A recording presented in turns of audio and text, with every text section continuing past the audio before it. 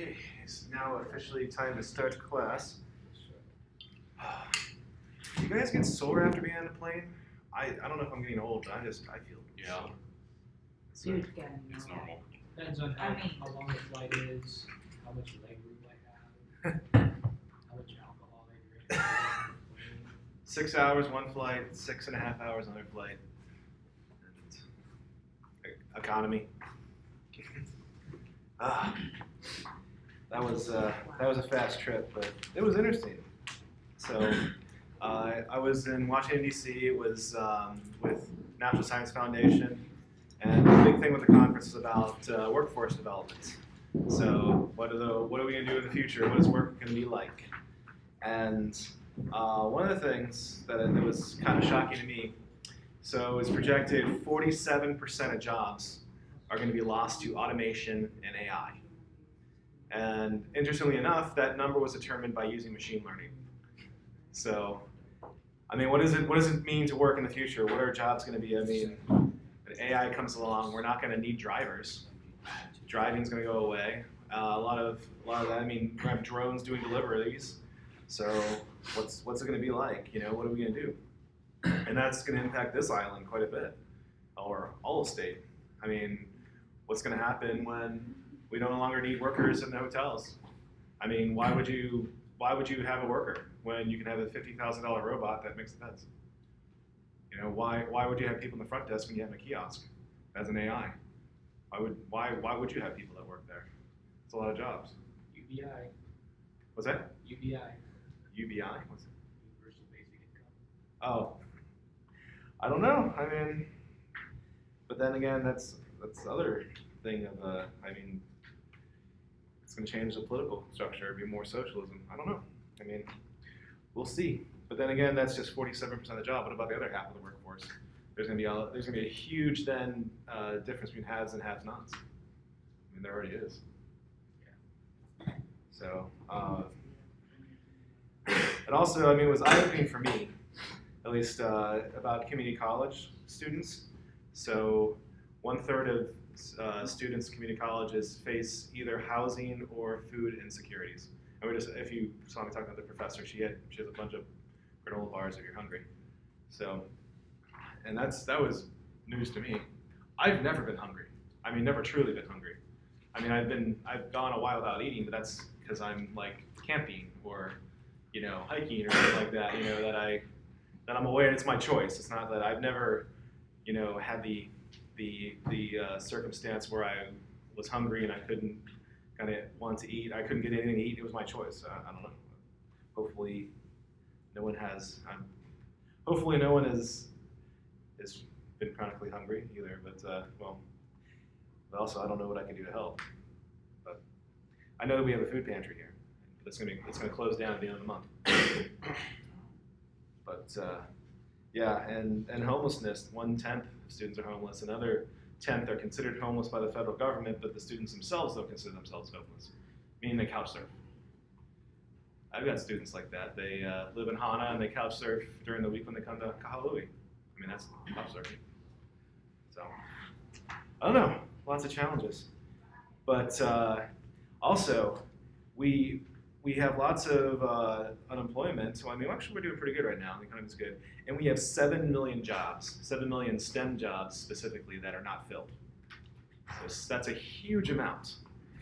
I mean, and the other thing about STEM, what's nice about STEM jobs, so if you look at the majors, and these data are 2 years old, so if you have a high school graduate education, you will make about $1.5 million in your lifetime. If you have a college degree, you will make $2.5 million in your lifetime. If you have a STEM degree, anyone guess how much money you'll make? $4 million. Nice. So a STEM, on average, a STEM graduate is going to make $4 million in his or her lifetime. So more than double a high school graduate, and almost double, but not quite, a non-STEM major on average. I mean, and that also includes things like lawyers. A lot of lawyers struggle. Think, oh, let's go to law school. No, there's lawyers making $130K a year. Some deliver pizzas to make ends meet. So I knew a lawyer like that. And then, okay, but it's tough. So it's kind of scary in a way. And everyone kept on asking me if I wanted a job. I guess that was nice. Don't worry, I'm not leaving. But, or maybe you want me to leave. Take the job! But they really, really need STEM folks. So it's kind of weird that we have some places where there's just such a huge disparity and some people in crippling poverty and no employment, and then we have such a huge amount of need in other places. And there's industry partners there. There's someone from Amazon. The two people out there, someone from Amazon, someone from ExxonMobil. And one of the things I got to talk to both those folks. It wasn't Jeff Bezos. It was a guy named Ken. I don't remember his last name. They're high up there. And one of the things I was concerned about, I'm like, am I doing you guys a disservice? Am I teaching you something that you'll like, or you take this class and that's going to be totally worthless? And the resounding answer is no. So so I remember from ExxonMobil, it's Dr. Padron, as they called him, but I remember that because it sounded like Patron. Like, oh, Dr. Padron, I'll have a shot of Dr. Padron too, what the heck. But, ha! Sorry. But talking to him, and he was a physicist by training, and he was working at ExxonMobil, and he says, you know what I need my workers, they need to understand Ohm's law. That's a big thing. Like, do my workers understand Ohm's law? Ohm's law doesn't change. Do we, and here in chemistry, I mean, this stuff hasn't changed since 1960. So it's not as old as Ohm's law, but it's still important. And Ken at Amazon felt the same way.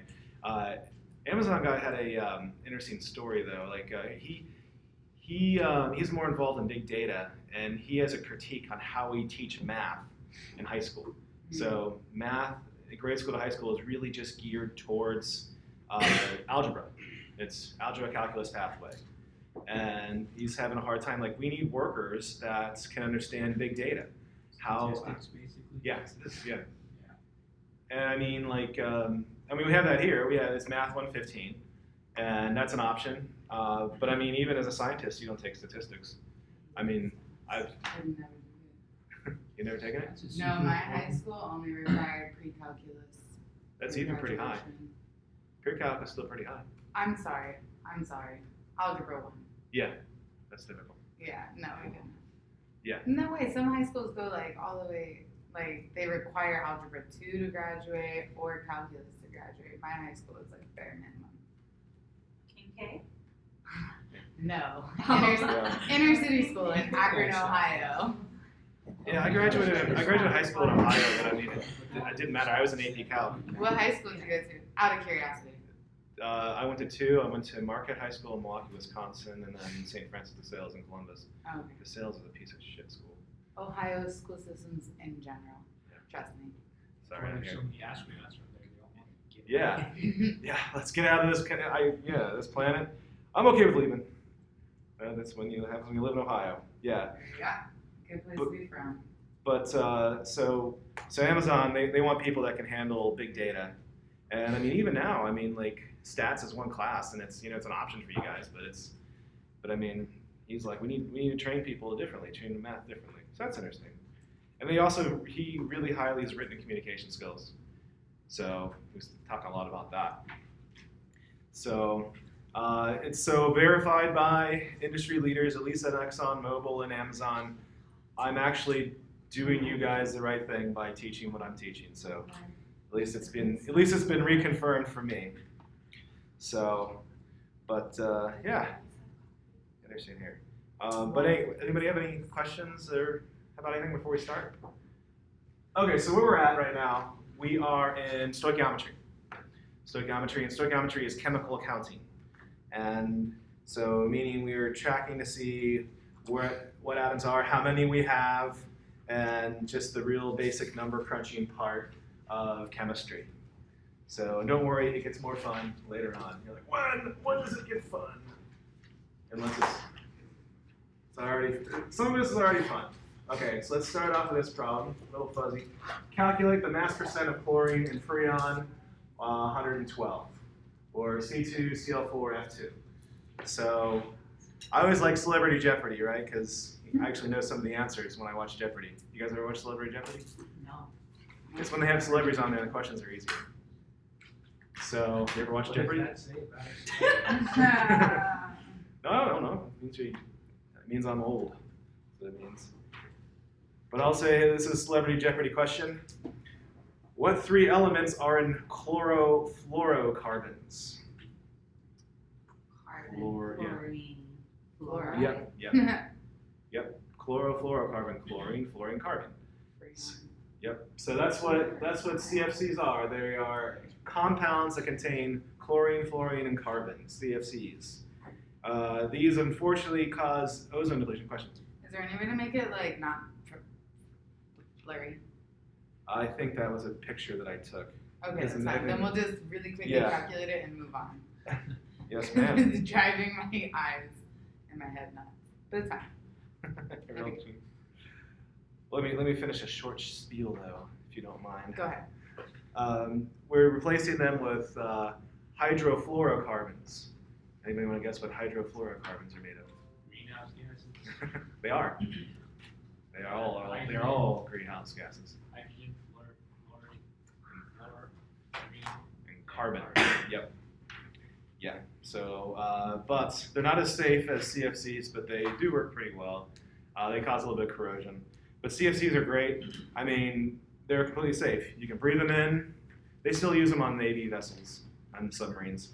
You can drink them, the ones that are liquid, and they are non-toxic unless you throw up and it can aspirate your lungs.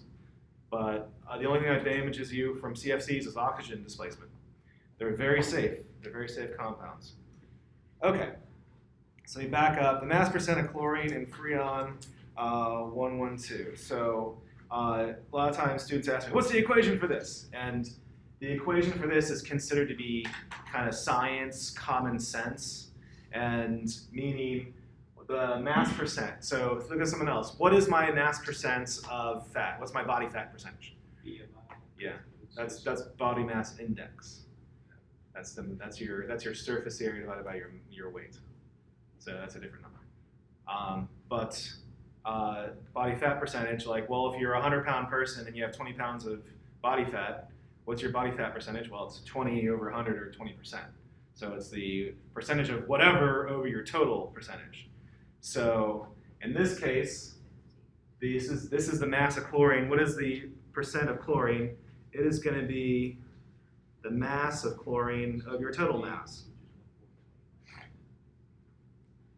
And the mass of chlorine, we have C2Cl4F2. So how do we get the mass of chlorine? It's going to be 4 times 35.45. Where am I getting that number? Atomic number. I'm getting it from the periodic table, right here. 35.45 for chlorine, 19 for fluorine, 12.01 for carbon. And no, you don't have to memorize it. So 35.45 over carbon, 2 times 12.01, plus 4 times 35.45, plus 2 times 19. And I think I actually will calculate this one out.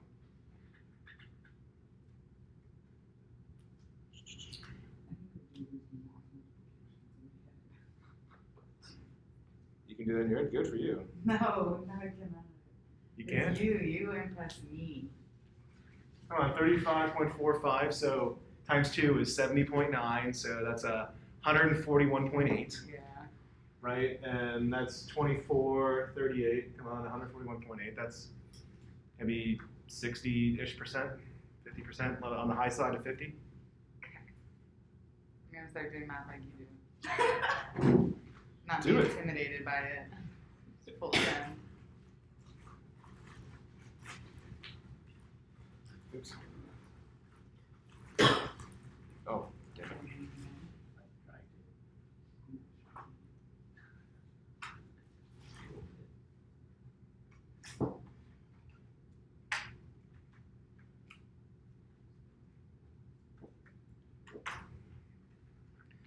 So I'm getting 69.6%. So 69.57%. And it's not really clear how many sig figs you need on this one. Come on. Come on, phone.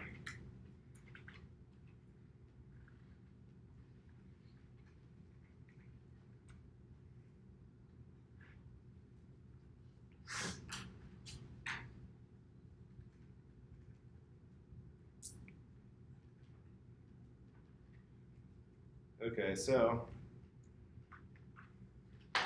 I guess you can't see everything on the calculator.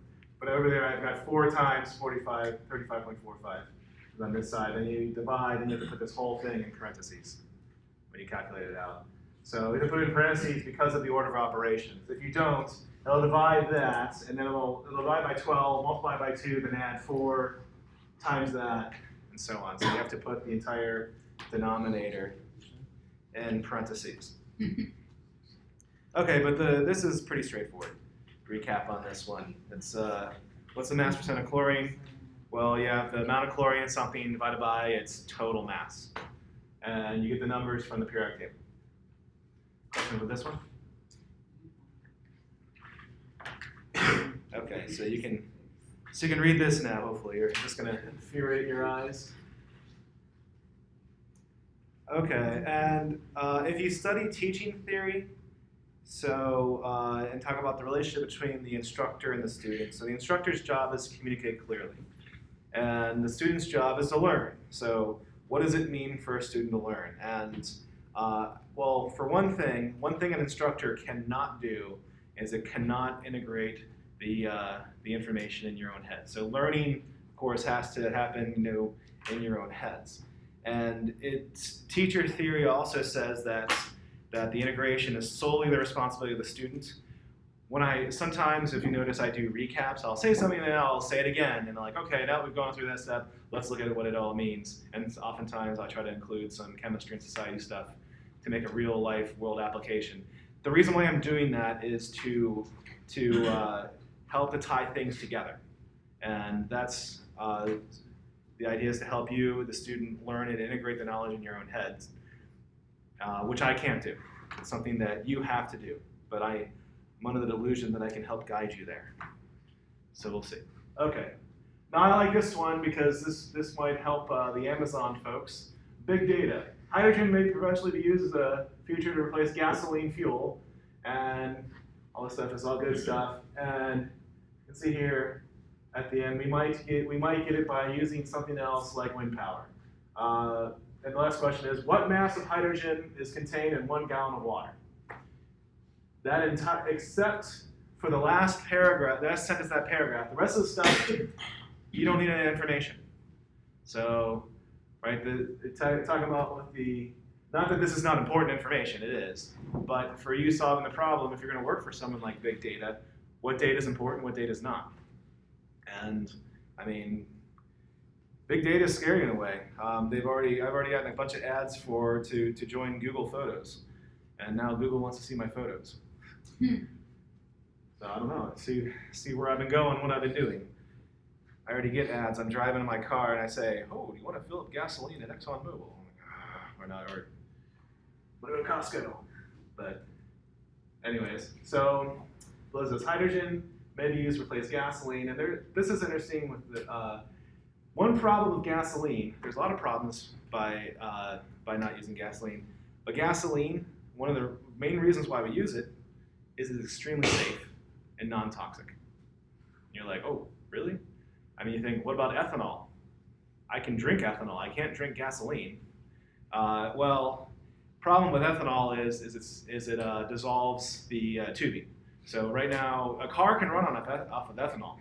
A NASCAR, that's what they run the cars off of. NASCAR runs the cars, they're all 100% ethanol. What's the difference between a NASCAR engine and besides like the turbo-ness of it, a NASCAR car's engine or a flex fuel car, so we can have cars that run on gasoline, or not ethanol, and like my car, that's 100% gasoline. What's the difference? The tubing. The ethanol will dissolve the tubing. And if you can turn any car into a flex fuel car, you just have to replace all the gas lines and probably your fuel filter a couple times too. But any car can be a flex fuel car. It's easy, just the tubing. Nothing. The engine will be the same. And the other thing with gasoline, it's compared to hydrogen base, it's not explosive or not very explosive. If you get into a car accident with a hydrogen car, it could explode because the hydrogen with a spark probably won't ignite a gasoline. At least not. Maybe it started on fire, but it's not gonna like in the movies. So hydrogen though, oh yeah. Also, hydrogen flames are colorless. They don't like other flames. You can see them. You can't see a hydrogen flame. So there would be an explosion, but there wouldn't be any smoke or any fire. Well, at least not like the orange red fire. So, but because the colors in the fire come from the soot, and hydrogen just forms water, and so there's no soot. You'll have glowing water, but our eyes can't see glowing water. It would glow in the infrared, not in the visible. Okay, but so other things. Say we run cars off of ethanol. A problem with ethanol is ethanol has 2/3 the energy that gasoline does. Meaning, if you can drive 100 miles on a certain number of gasoline, like say your tank. I know that I'm using 100, so it's a convenient number. Say I can go 100 miles on this tank of gasoline. I can go 67 miles on a tank of ethanol. And the problem with that is they've designed, at least on the mainland, when you drive across the interstate, if you've ever done that, in rural areas, there is a exit about every 30 miles. And the reason why you have an exit every 30 miles is that if your fuel light goes off in your car, you can make it to the next exit to fill up your gas tank. If we start using ethanol, we need to build twice as many exits. So the rural America is going to get a sudden boom of twice as many gas stations or ethanol stations. And robots. Robots? Run by robots. It could be, yeah. Well, who needs a gas attendant? Well, I mean, in New Jersey you do, but but gasoline is self-serve now. I go up, I put my credit card in, and heck, why not just have a camera there? It's all going to be self-serve. Or maybe I won't even have to drive my car. I'll go up and it'll automatically go in and do it for me. Is there somewhere in Hawaii that has those click things so you don't have to hold the gas tank? I have no idea what the local law is. Yeah, you just made it seem like you can pump your gas and walk away, and I'm like, what gas station are you going to? Because I have to sit there. I go to Costco. Do they have a flip thing? No. No. No, I've never seen that. And raises a good point. We have 50 states in the union, and we have 50 different laws for gasoline. There's 50 different formulas for gasoline as far as the blends, and lots. Like I said, New Jersey, you can't pump your own gas. Someone has to do it for you. So there's weird laws for each state. That's one thing about this country is we're not uniform. And this is also not where we get hydrogen. We use hydrogen. We don't get it from water. Does anybody want to guess what we use hydrogen for? What's the primary source? What is the primary use that we have for hydrogen? We use it to make fertilizer. Ammonia, NH3. I was going to say bombs, but Yeah, we make more fertilizer than bombs. fertilizer's a We better make- yeah. choice. We make a lot of bombs. Yeah, we do make a lot of bombs. Fortunately, we make more fertilizer than bombs. You can make a fertilizer bomb. Yes, you can. Yes, you can. And that's how World War I was able to be fought, was from fertilizer. But that's a different story. Okay, so we get hydrogen from methane, CH4 gas, in a process called steam reformation. We take water and methane, and we form hydrogen. That's the other way we make it is by reforming from petroleum plants. So you can take long hydrocarbons and you can form them into a cyclized molecule, and when you do that, hydrogen pops off. So it's a byproduct of that reaction. And depends on the state you're in. The state meaning Wisconsin versus Hawaii. There's different blends, and some states require more or less of things. So that's how we get hydrogen. We don't get it from things like water and wind power. What we do use water for, and we do hydrolysis of water. It's called hydrolysis. We use it in nuclear subs. So when the submarines go down, and the sailors need to breathe. How do they breathe? We crack water into hydrogen and oxygen. In this case, they dump the hydrogen, and then the sailors breathe in the oxygen. Don't we use it for jet fuel also? Hydrogen? Or, No, I mean, hydrolysis? Or, No. not jet fuel. And the Air Force looked into using hydrogen as a fuel. And there was a lot of studies done this. That a lot of these are think tanks, and some are some by the Department of Transportation, some by the Department of Energy, some by the military. I mean, the military can pretty much use any fuel they want. The single largest consumer of fossil fuels, of any fuel in the world, is the U.S. military. And the single largest branch that uses the most fuel is the Air Force. So, and the Air Force, what do they use? Primarily JP9. Why do they use JP9? Because it has a lot of energy in a small space, and it's not very explosive. If you start putting hydrogen into jets, what they found out was they have to have bigger wings, and the cab has to be smaller. And there's also the explosive nature of hydrogen. So it wouldn't be very good for warfare. For transportation, it would be okay, but you'd have to have bigger jets with smaller holds and have more of them, because you can't bring as much stuff in a smaller hold. So they're like, well, this is stupid. We're using jet fuel, JP9. So, and sorry, one more chemistry and society thing, but the other thing is this fuel we can maybe make hydrogen from wind power. And wind power is a little controversial because it's not very usable. One thing about wind energy is not very usable. It's not consistent. And wind energy typically either has surges or it has low points. And when you have electrical grid, that can wreak havoc on electrical grid.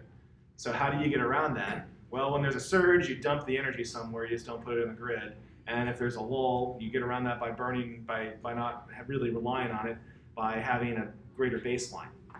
So when we get these surges of energy from wind farms that we don't know what to do with, what can we do with it? Like, well, one of the things, well, let's make hydrogen. It's something. So that's a good thing. That way we can capture that energy. So, okay, let's do this. And really, we only need to know this part here. How much hydrogen is in 1 gallon of water? So, how do we attack this problem? So, the chemistry, hopefully I'm starting to get you guys thinking, moles, moles, moles. What are the number of moles of something? So I need to figure out the moles in 1 gallon of water. I can't figure out just from gallon. I need to go to mass. How do I get mass? Gallon is a terrible unit. We need to go to the metric system. So let's start with the metric system. So we start with 1 gallon of water. And then, so liters, how many is it? I guess 3.8. What is the number? 3.785. liters to the gallon? Yeah. I know it's 3.8 because if you look at a milk jug, it says 3.8. And then 1,000 milliliters in a liter, and then 1 gram water per milliliter. Okay, so now we've got to mass. Now we got to go to moles. So moles water to 18 grams water. So hydrogen's 1, oxygen 16. 2 times 1 plus 16 is 18. And now this is the last concept we did, the mass percent.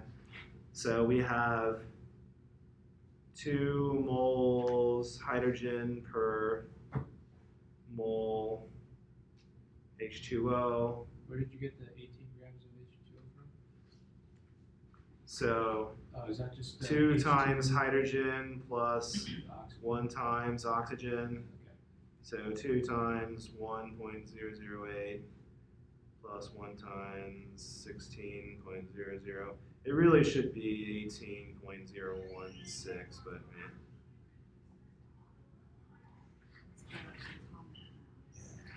So, and I'm getting that from the periodic table. Those numbers here.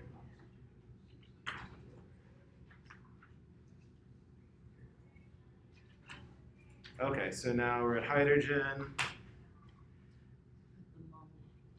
I would probably just jump right to the end, but I'll be proper. So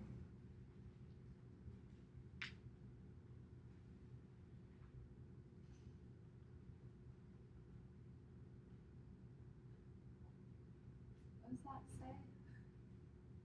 I'll zoom in. Oh, sorry. Oh, come on, come on. There we go. Yes, slap it. It's the internet. It's slow. Okay, let me move over. Can you read this? Okay. Yeah, there we go. So 1 gallon of water we're converting to metric system. Now we have liters. Now we're at milliliters and 1 gram per milliliter for water. Now moving over. So unit-wise, we're at mass water. Now we can convert to moles. So mole water, and this 18-gram water is what we've just talked about before. 2 times the mass of hydrogen plus 1 times oxygen. 2 times 1 plus 16 is 18, 18.02, however many digits you want to put in there. And now we're dealing with the previous idea, that there's 2 parts hydrogen to 1 part water. And to be honest, right here, I would just go ahead and multiply it by the atomic mass of hydrogen. But to make the units proper, we're going to convert back to hydrogen, to H2. This is atoms, and this is H2 molecules, but I mean, mass-wise it's the same, but I'm trying to be proper. And then this is the molecular mass of hydrogen H2 gas. Put that all in there, and you get 423 grams. And 423 grams, that's less than a pound. So milk is mostly water. It's about the same density. How much is a gallon of milk weigh? Anybody know? It's about 8 pounds. Yeah, a gallon of water, milk, it's going to be about 8 pounds. And we get less than a pound out of that. And so that's not a lot of hydrogen. So why is it so little? Because most of it's going to oxygen. So that's a good thing as well. Bad thing for fuel, good thing, I guess, for oxygen. Right? Because molecular weight of water is 18, and 2 grams of that is hydrogen. So 2 over 18, 1/9. So makes sense. You're going to have, if it's 8 pounds, you're going to have less than a pound of hydrogen. So, all right. So recap with this one. That paragraph is not important at all. Well, it's important for chemistry and society, but not so important for solving this problem. How do we figure out the mass of hydrogen in 1 gallon of water? So start with a gallon, convert to liters, the metric system, then 1,000 liters of liters to get mass. And now we've figured out the mass of water in the gallon of water. Now we got to figure out moles. So now, the amount of stuff, we switch back to moles. We have the number of moles, and having the moles of water, now we break apart water into hydrogen. So now we figure out the amount of hydrogen in moles in that water, in the gallon of water. And now we multiply by the mass, the molecular mass of hydrogen to get back to mass. It's grams, so grams on H2. Grams hydrogen. So you see that? It's just dimensional analysis, just a long one. Questions with this so far? Yes? So right after 1, 2, 3, 4, the 5th and the 6th one, what are you doing there? This one here? Going 2 moles hydrogen over. There's 2 moles of hydrogen. Because, yeah, In one. there's Oh, 2 okay. hydrogens. Mhm. So we're breaking apart water into hydrogen. Well, there's So this step is very similar To the question. to the previous one here, where you have, right, there's 4 parts chlorine over the whole molecule. So this one goes directly into the mass, right? But you understand that there's 4 chlorine atoms and the 8 there. Here, That's that same concept there. This is the amount of hydrogen in the whole molecule. You're not following? No, I'm just thinking. Okay. Thinking. So.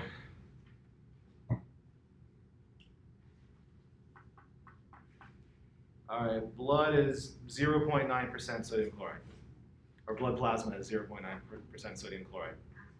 So, and so if you have 100 grams of plasma, how much salt do you have? 100 grams times 0.9% or 0.9 grams of sodium chloride. So you can, knowing that if I say how much stuff do I have, I've got this big amount of blood plasma, and then I get to the point where I get the mass of the plasma, and then I'm going to break it apart into salt. Well, I have to know the conversion of the amount of salt in blood plasma. So we're not dealing with blood plasma though, we're looking at water, and we're looking at how much hydrogen there is in water. Does that help you? Yeah. Okay.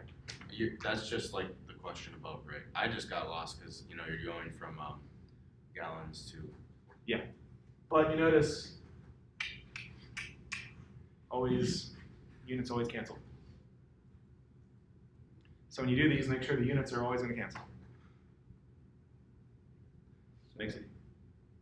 Like I look at the conversions, right, and I just know that you can flip it. You can. Depending on what you want to end up Yeah. with. 24 hours in a day is 24 hours. Yeah. Yep. Other questions? Okay. All right, we'll do this one and then we'll have a problem for you. So obtaining empirical formula for experimental data. So saying you're a test, you don't know what empirical formula is. Ask me and I'll tell you. It's the lowest ratio of atoms for a molecule. A compound contains nitrogen and oxygen, and we find out that it has 24.5 grams of nitrogen and 70 grams of oxygen. What is the empirical formula? So I'm trying to train you, knee-jerk reaction is going to be for moles.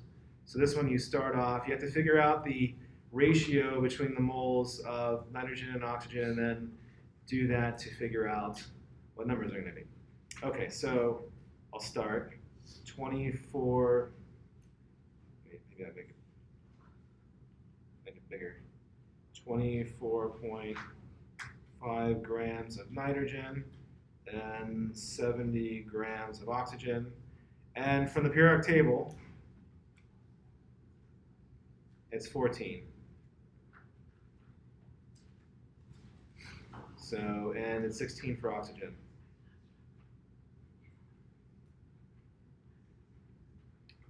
So you do this, and then 24.5 divided by 14 is 1.75.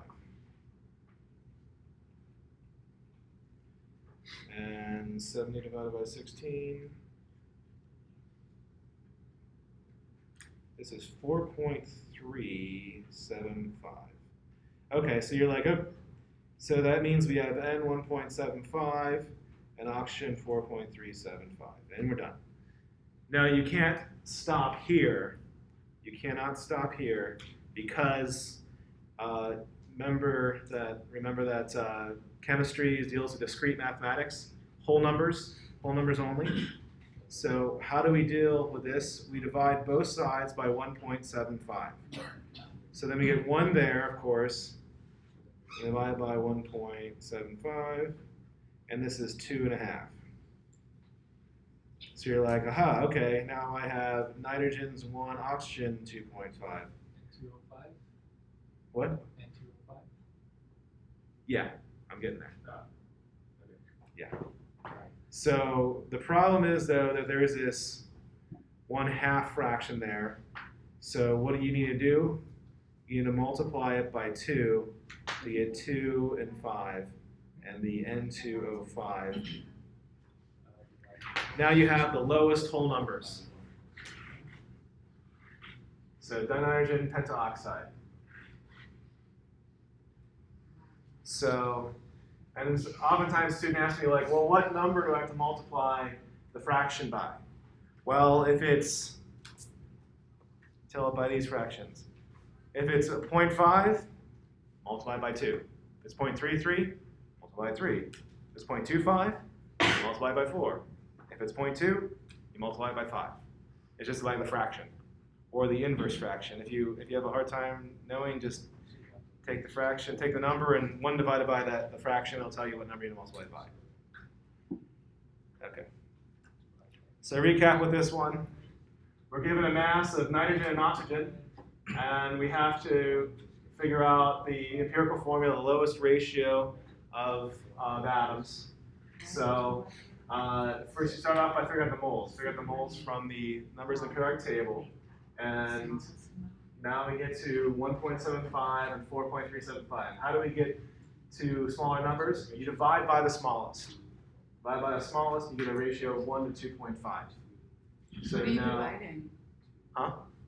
Dividing, so we're dividing by 1.75, it's the smaller number. So 1.75 is smaller than 4.3. Yeah.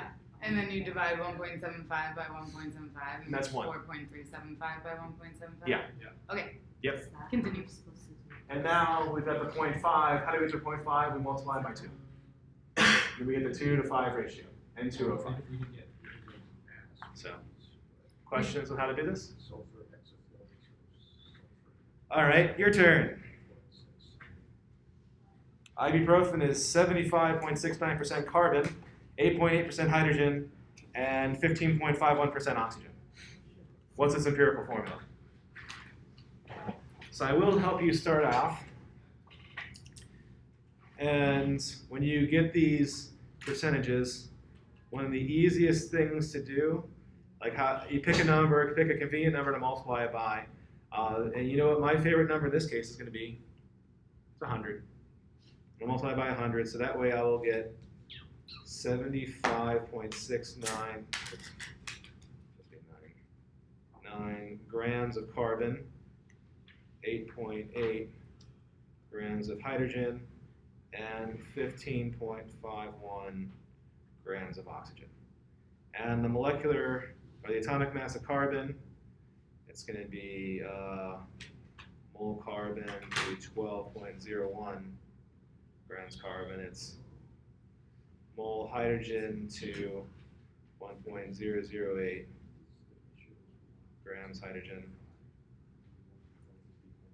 And this is mole oxygen divided by 16 grams oxygen. Let's make it easier on you. So let's see if you can figure out the, oh, that's really slow. A 5-second delay. Is anyone totally stuck and need help? Raise your hand. Feel free to work in groups. Go work together.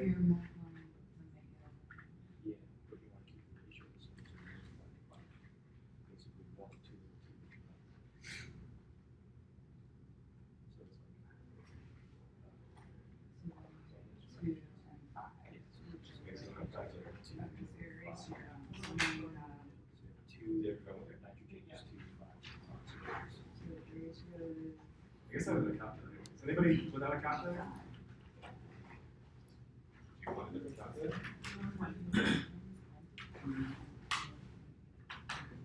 Yeah. Where you have trouble? Like 0.4, do you want to get into something with 0? So 4 times 5.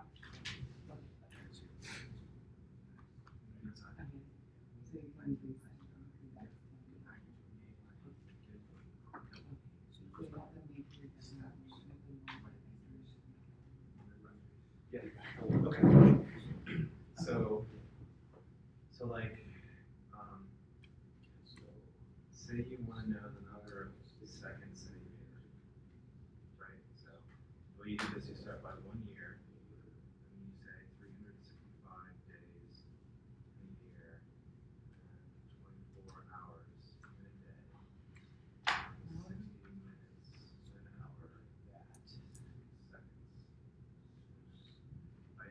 this is all one, right? 60 minutes is an hour, right? 60 seconds is a minute. You just multiply it by one, and then the units, the years, So cancel, you're the days finding this cancel, hours one cancel. first. Like, so you're doing that, but Well, when you, the when 12.01. you have these grids, so like here, right?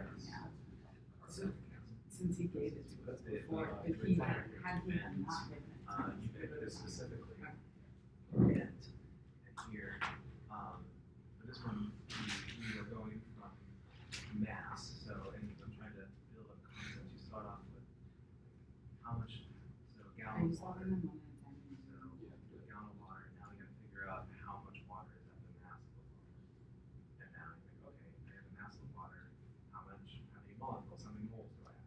Mole is just and then when I have the amount of water, the number of molecules, I have to figure out, oh, how much hydrogen is in that water. So there is in fact too much hydrogen in the water. And then you get rid of that just to the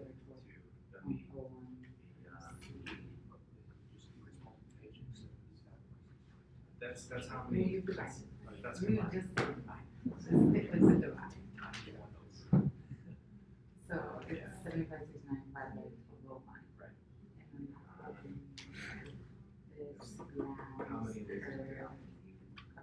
Or no, no, no, No, it wouldn't be this one. It's This this one one. would be different. It would be What? Well, yes, I know that. I'm going based on. Years are- So it's 75 and 6. Okay. So here. That's just a conversion factor. grams of C's. But they already counted. Billion. So your answer's gonna be in moles, yeah. I'm skipping steps, probably not the best idea for Yeah, if you don't know that. mediocre chemistry student. Yeah. Because it's better just everything a fraction. Yeah. How do you switch it?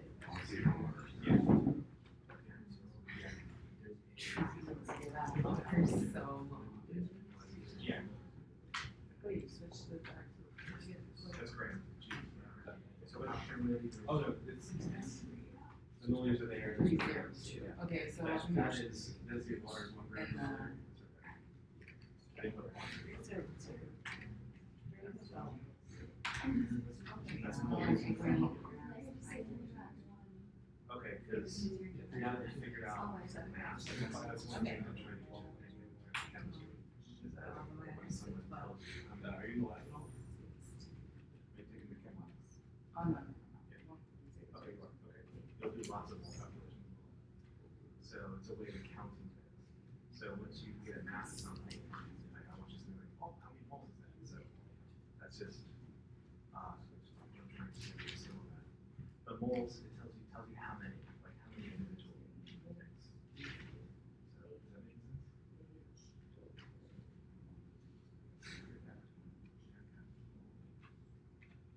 That's the 2 moles hydrogen. H2O. H2O is 2 hydrogens. Yeah. That's just, that's, the tariff table.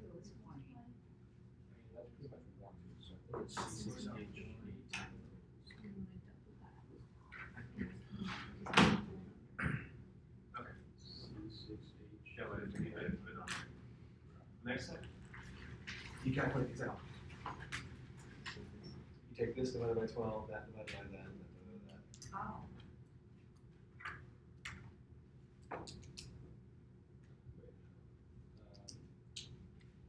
C 13. So you have 75.69 divided by 12.01. So we have 9 around 5, 6, 3, 0, 2. Because it was like 8.96, so I rounded it. The next number is 8, rounded it to 9. Okay. That makes more sense than what I was doing. Did you get 0.969 for oxygen? Yeah, 0. And then how do you find the time? 15.51.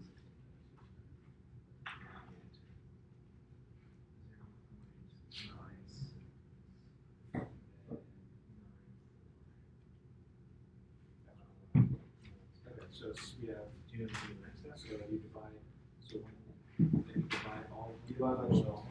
Oh, yeah, that's right, that's That's small. right.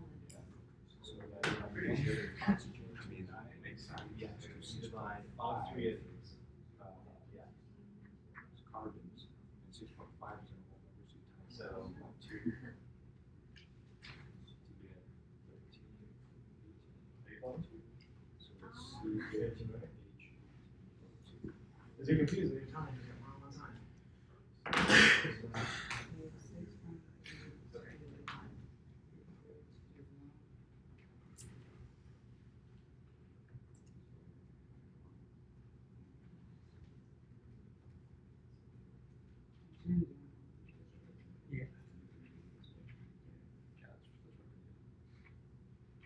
The hydrogen is 1.1. So you know that. Did you just round down to 9? Yeah, that's 9.005, so. But 6.5 I've seen.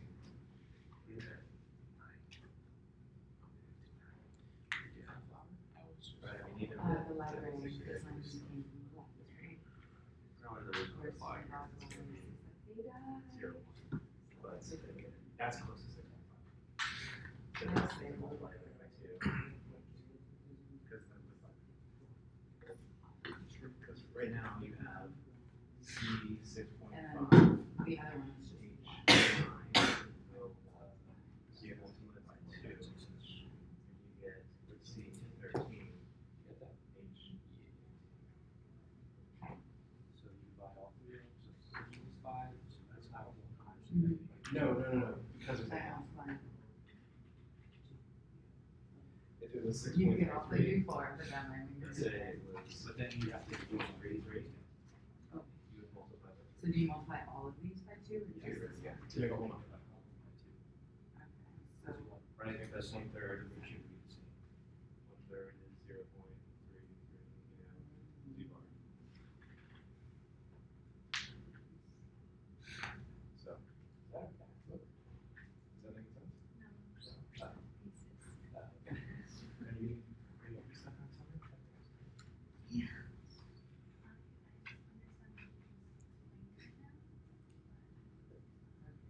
Okay. Alright, so you understand this is what it's made out of, it's like percentage, right? So I just pick a number, I pick a number, multiply it, like how do you figure out something that's 75.69% something? Pick a number and multiply it by 75.69. 100 is a good number for me because it's 75.69. Right, so just 75.69% to the grams, 8.8, 15.51. So that's just assuming 100 grams. This came from the table. So oxygen. See that here? Yeah, that's 15.99. 16. This is what. Carbon 12.01. Hydrogen. This is what in the steps that we took to get them. That's what that is. Yeah. That's just carbon, water, and oxygen.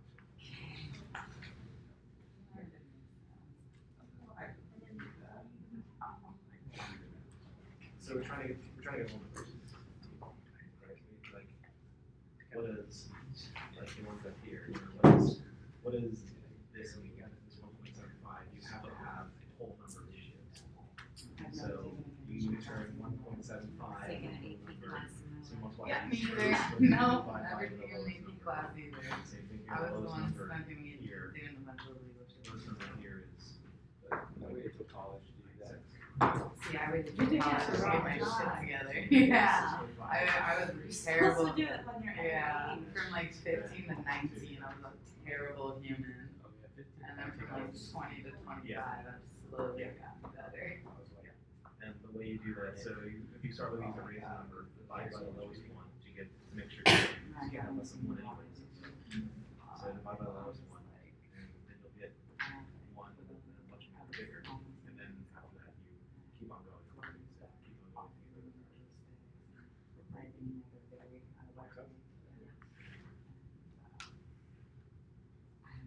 Hey, you doing okay? Yeah. Okay. You doing alright? Okay. And like, Yeah, it's doing alright.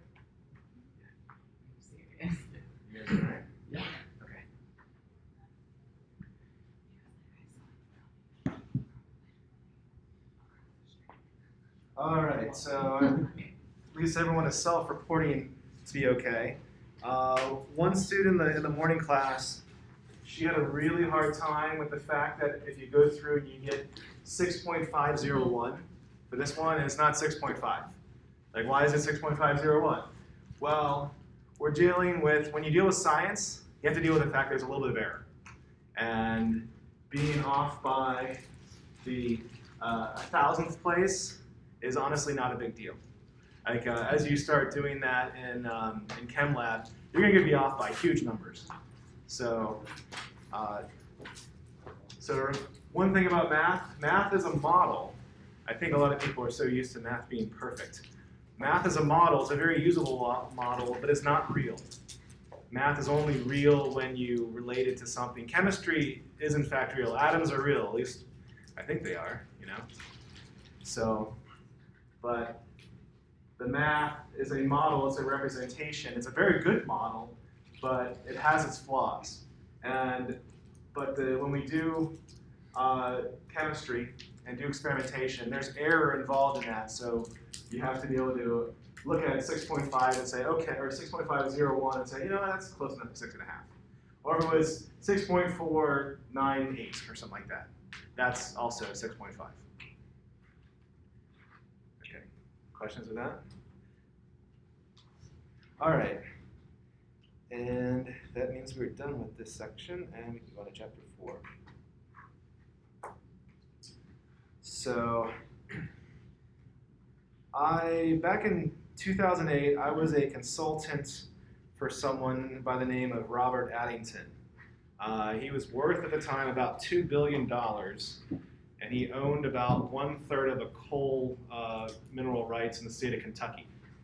And I was working on alternative fuels for him, and he one of my roles in the company was people would come up with these ideas, and I was kind of like the one that said, is this plausible or is this implausible? And this is also the time when people were looking at carbon credits. So the idea was to put a $30 per ton of carbon dioxide, make it a carbon credit, carbon tax. And Robert was like, I can make a lot of money on this stuff. So we started talking about things, and he wanted to capture carbon from cars. And like, I mean, the guy is brilliant. The guy is really, really smart, but man, he does not know his science. And he, great businessman. But he said, well, what if I had a car and I just put a balloon behind it? I can collect the air. What's going to happen? And no, not necessarily. But I mean, when you have a car, if you have a truck that has a 3-liter engine and it's running at 1,000 RPMs, so 1,000 RPMs, a 3-liter engine, that's 3,000 liters at idle, right? You're looking at a balloon of 3,000, you're gonna fill up a balloon 3,000 liters. That's like, you know, it'll take you in a minute or 2 minutes, you're gonna have a hot air balloon. You know, it's just, there's a lot of, what's that? Huh? Then you can just float instead of drive. That's a good idea. Like an awesome, it's a go-go gadget car. Oh, Future hover cars. Good job. yes. Good job, Peter. You paid it.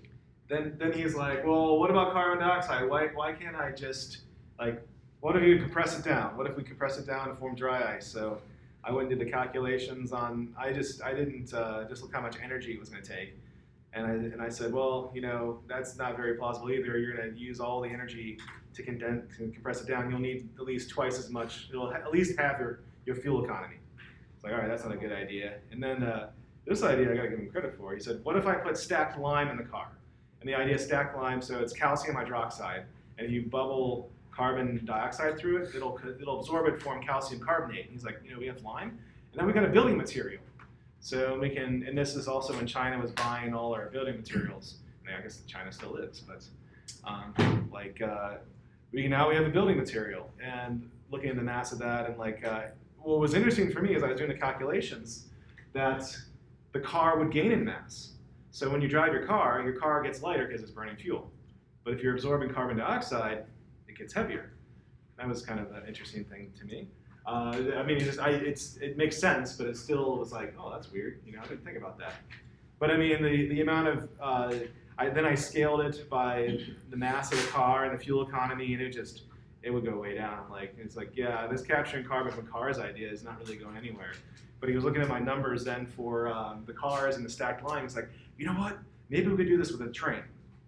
Because trains run off of diesel fuel, typically, or something like diesel. And I mean, a train, like a passenger car, you double the mass of a passenger car, that's a big deal. If you have a train's pulling like 200 cars, and if you add another car to that and that absorbs the carbon dioxide, that's not that big of a deal. So that's something for the future. And then I went back and I was working. I had to come back to school after that summer was over. But we didn't go past, hey, it's a good idea maybe for trains. But when we were talking about this is what I did. I went and I gave him this equation. And this is some stuff you should be able to start to recognize. So this is octane. So I just made it simple. I know gasoline is a mixture, but I'm like, okay, it's 100% octane. And reacts with oxygen, form carbon dioxide and water. And then with that, so octane is 114 grams per mole. So 2 molecules of octane is going to be 228 grams of octane. And we haven't gotten here yet, but balancing chemical equations, if we have the same number of atomic side, we need 800 grams of oxygen plus 228 grams of octane. That means we have 1,028 grams of reactants. And that's going to generate 704 grams of carbon dioxide and 324 grams of water, are a total of 1,028 grams. So 1,028 grams in, 1,028 grams out. This is the conservation of mass. So in this chemical process, matter is neither created nor destroyed. And but what's interesting, there's a couple things that are interesting about this. Look at how heavy the carbon dioxide is. So when you burn coal is just straight carbon, and then it reacts with oxygen. Carbon is 12 grams per mole. CO2 is 44 grams per mole. You more than triple the mass. So that's if you start with a ton of coal, you're going to end up with more than 3 tons of CO2 with that. And if you're a coal business, and if your coal costs $50 a ton, but you're generating more than 3 tons of CO2, that's for $30 a ton, that's more than $90. So your coal goes from $50 to $140, at least to burn it. And but what Robert was thinking about, he's like, in Kentucky, at least in Appalachia, the way that they mine coal is by strip mining, which means they just rip off the top layer, grab a coal seam, and you just grab it off the ground. Now you have all this land. So what they do is they plant trees, because they have to. That's part of the law, but they plant trees.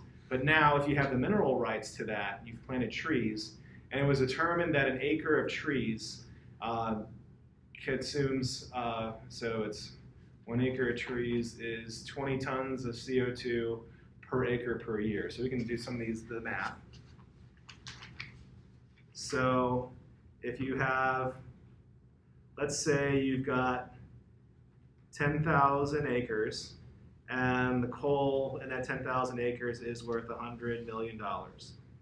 So you've sold the coal for $100 million, but now you have the 10,000 acres and you plant trees on it. So it's 20 acres, there's 20 tons of CO2 per acre per year. That means we get 20,000, it's 200,000. Where's my math? That means we have, 200,000 tons CO2 in that 10,000 acres. And then at $30 a ton, this is $6 million. Yeah, that's right. That means that those trees that you planted doing strip mining are generating $6 million per year in carbon credits. And it takes about 20 years for a forest to fully form. And if it's like pine trees, so in 20 years, that's $120 million worth of carbon credits stuck in the forest, and which means the carbon credits are worth more than the coal. So Robert was excited He was like, oh, this is awesome. I can more than double my money for what I've done, and which was strip mining, forest and grabbing a coal seam and then replanting trees. So that's that was a little, after I did it, like I feel a little dirty. But That's kind of the idea though, right? You want to make being environmentally friendly more profitable than Yeah. to- so, but then again, that's profitable for coal. I mean, you as the consumer that's used to $50 a ton is now paying $140 a ton. So that means your energy prices triple. So at least the fuel cost, I should say. But then it would push us away from using coal. Yeah. That's also. So yeah, give and take. Yep. But we still use coal for other things. I mean, we use it for metallurgy, for instance. Barbecue. Barbecue. I don't use coal. Well, I guess you can use charcoal. Coal and grills are way better. It's better. Yeah. Better for roasting marshmallows. That's true. Okay, so I know that we haven't learned how to balance chemical equations yet, but I wanted to give you an idea, like, okay, this is the kind of information you can get from chemical equations. And they can tell you something, they can tell you a story.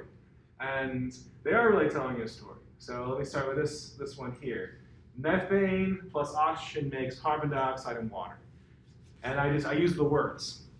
So, but the chemical equation here, this is methane, but CH4. This tells you that there is one atom of carbon, and then there's 4 atoms of hydrogen. So that's the identity of this. And oxygen here, 2 O2s, that means that there's a molecule that has 2 oxygens, and there's 2 of them. Okay, and then CO2, you have a molecule that has a carbon, and you have 2 oxygens, there's 1 of them. And then water, you have a molecule that has oxygen and 2 hydrogens, and there's also 2 of them. So it tells you how many each you have and the ratio of the atoms between them. And this is much like a recipe. I use the word recipe because, like, when you make pancakes, if you make pancakes from scratch, you need like a cup of flour, a cup of milk, a teaspoon of salt, and a teaspoon of baking powder. You mix them up. Oh, and an egg. You mix them up, and then you put them on the frying pan, and now you've got pancakes. So that tells you have reactants. So you have the ingredients. The reactants are the ingredients, and then you have the products, whatever it is you make. And sometimes it tells you how to make it here. Like you can make it over like put it over platinum, for instance, for certain reactions. Sometimes it is included in the chemical reaction. If that happens, it's included here above the arrow. So, but some things with balancing chemical equations, you cannot change the atom ratios. So of the reactants. So for water here, it has to be H2O. You can't change it to H2O2, for instance, because H2O2 is a different compound. That's hydrogen peroxide. And oxygen has to be O2. It can't be O3. O3 is ozone. That's very different. Breathe in oxygen, you feel great. Breathe in ozone, your lungs get fried. So, okay. And this is exactly where we ended last class. And I think I'll actually probably see this. Anybody have any questions? What's that? Nothing. So, okay. In that case, I think I'll. Does it bother you guys if I end class 5 minutes early? Yes, please don't. No, I mean, that's one thing about academia. Academia is a weird thing because some people actually seem happier with less service. Yeah. If it was a massage, you'd be pissed off. It's true. But I enjoy not having to sprint to the bus stop. I stroll.